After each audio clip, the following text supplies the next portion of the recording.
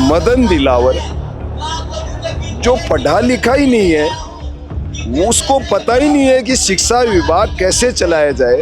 अरे झूठे शिक्षा मंत्री, इस शिक्षा मंत्री को तो तुरंत प्रभाव से हटाना चाहिए, लेकिन हटाए क्या? यहाँ तो मुख्यमंत्री भी पर्ची सरकार बैठा है जो योग्य नहीं है। कल शिक्षा मंत्री से वार्ता हुई थी, उसमें सीधी सी बात कही कि थर्ड ग्रेड के ट्रांसफर हम नीति बनाएंगे। नीति बनाते बनाते 20 साल हो गए। माता पिता इंतजार करते हैं कि मेरा बेटा कब आएगा और मेरे बुढ़ापे का सहारा बनेगा। जितने यहाँ साथी उपस्थित है, सारों ने एफिडेविट दे दिया है कि हमें कोई वरिष्ठता नहीं चाहिए। हमने ये पढ़ लिया है कि जब तक ट्रांसफर नहीं खोलेंगे हम यहाँ से नहीं हटेंगे। ट्रांसफर करने में कोई अड़चन नहीं आ सकती, ठीक है, क्योंकि 2012 के बाद में जिला परिषद से नियुक्तियां हुई नहीं है। देश में जिस तरह से अभी करनी सेना पे भी लाठीचार्ज हुई थी, यहाँ भी शांतिपूर्ण जब आंदोलन कर रहे थे, यहाँ आप देख रहे हो यहाँ की लाइट काट दी, हमारा जनरेटर है वो उठा के ले गए, यहाँ से माइक सेट उठा के ले गए। 4 से 5 बजे के बाद में देखना कि शहीद स्मारक में जगह नहीं मिलेगी। साथ ही इतनी संख्या में आ रहे हैं। कहाँ से हैं आप, कहाँ पोस्टेड है? मैं सुजानगढ़ मेंगना में पोस्टेड हूँ। अच्छा, और है कहाँ से?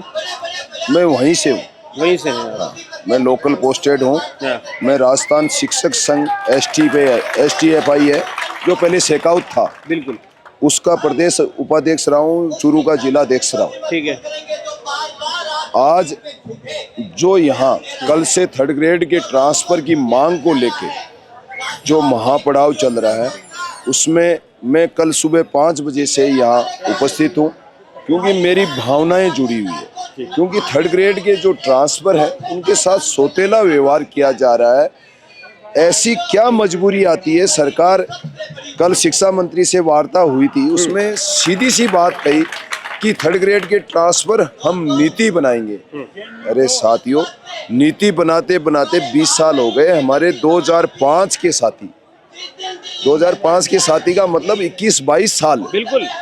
तो ऐसी स्थिति में 21-22 साल जब नौकरी करता है, उस समय वो खुद भी 50, 51, 52, 54 का हो जाता है, तो उसके बच्चे शादी के योग्य हो जाते हैं। बिल्कुल। उनके माता पिता वृद्ध हो जाते हैं। वो माता पिता इंतजार करते हैं कि मेरा बेटा कब आएगा और मेरे बुढ़ापे का सहारा बनेगा। ऐसी स्थिति में बहुत सारी हमारी महिलाएं हैं जो 2005-7 की पोस्टिंग की है, वो 5-5, 7-100 किलोमीटर दूर बैठी है। वो ना अपने बच्चों के पास आ सकती है, ना अपने सास ससुर की सेवा कर सकती है।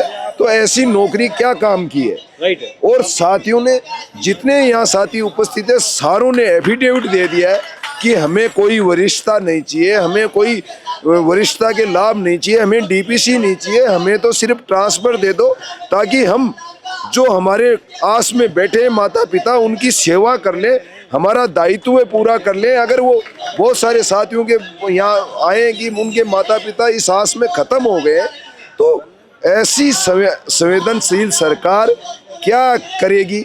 ऐसी संवेदनाओं को अगर नहीं देखेगी, क्योंकि सिर्फ लंबे समय के बाद में 2018 में एक बार ट्रांसफर हुए थे देवनानी के, उनके भी ट्रांसफर सिर्फ राजनीतिक डिजायर से हुए थे। आज यहाँ जो जितने साथी खड़े हैं, यहाँ बैठे हैं इस आंदोलन में, हम उन साथियों की पैरवी करना चाहते हैं जिनकी कोई राजनीतिक अप्रोच नहीं है, उनकी जायज मांग है, उसको लेके आज यहाँ शहीद स्मारक जयपुर में इकट्ठे हुए हैं। और हमने ये पढ़ लिया है कि जब तक ट्रांसफर नहीं खोलेंगे हम यहाँ से नहीं हटेंगे।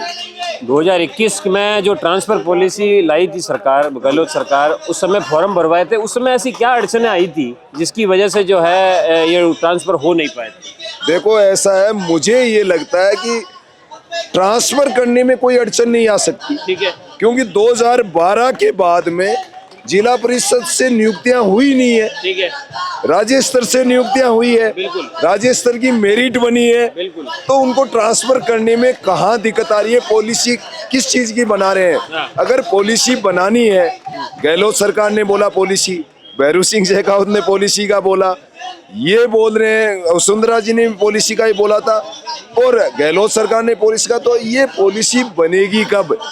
अगर अच्छा, इनको ये बताइए, मदन जी के पास जब आप कल गए, हम उनका स्टेटमेंट देख रहे थे, उन्होंने कहा कि थर्ड ग्रेड शिक्षकों के ट्रांसफर होते ही नहीं है। ये उनका क्या तर्क है, मतलब इसके पीछे क्या कहानी है, आपको जानकारी है क्या?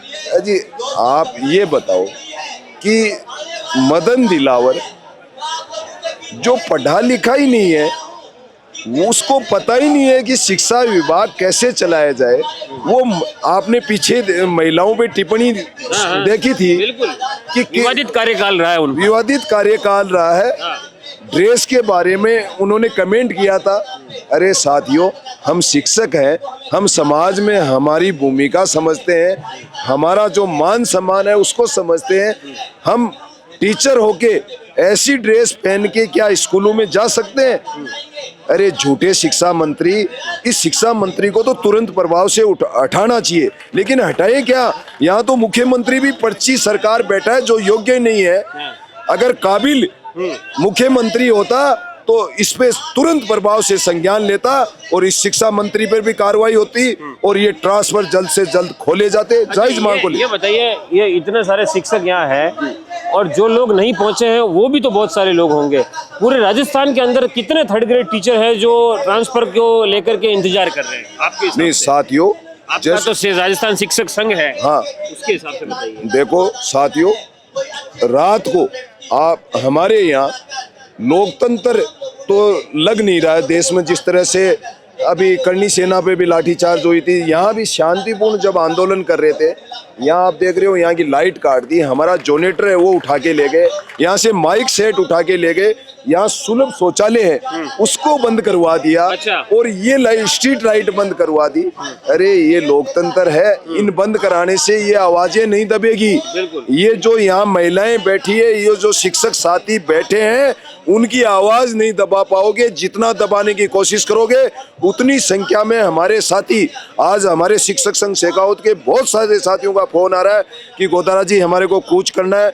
मैं कहा 1 बजे जैसे स्कूलें खत्म होती है आप सब 5-5 साथियों की गाड़ियों के साथ यहाँ रवाना हो जाए, बस के साथ रवाना हो जाए, कैसे भी शहीद स्मारक पहुंचे।